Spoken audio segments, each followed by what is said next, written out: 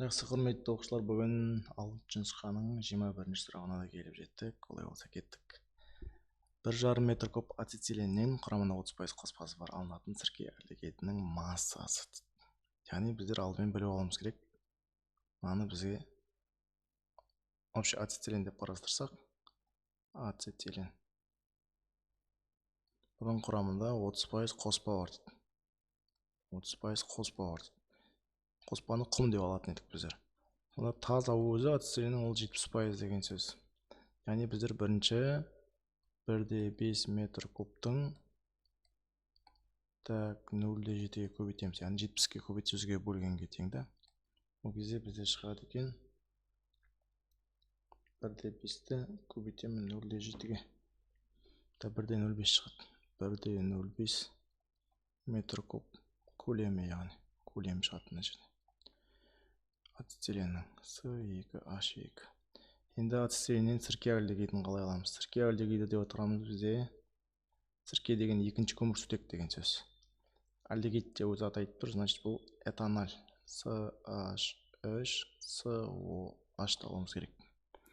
Енді C2H2-ден CH3 COH алу үшін біздер Кучеров деген ғалымның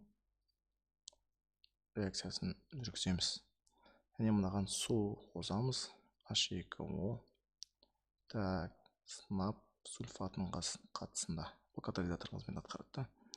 Бұл кезде бізде шығады екен CH3 COH. Реакциямыз тең бе? Қараңыз, мына жақта C2. H4 оттек 1 реакциямыз тең екен. Енді мына тауылған көлемімізді, жаңағы 70%-ын таза. Соны апарамда мынаның үстіне қоямын 1,05 метр куб деп. Үстіне көлем болса астына 22-де 4 қойылатын сіздер білесіздер.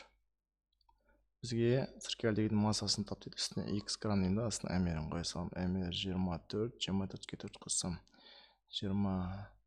28-ге қоссам 16-на 44 болады, яғни бұның мр 44. Сонда мына x тауым үшін мен 1,05-ті көбейтем 44-ке, бөлемін 22-де 4-ке. Сонда менде шығады 1,05 бөлемін 22-де 4. 2-де 0,625. 2,0625. Оны енді жуықтап, жауаптағы 2-де 1-ге килограммға келтірсек болады. Дұрыс жауап бізде Д болады екен.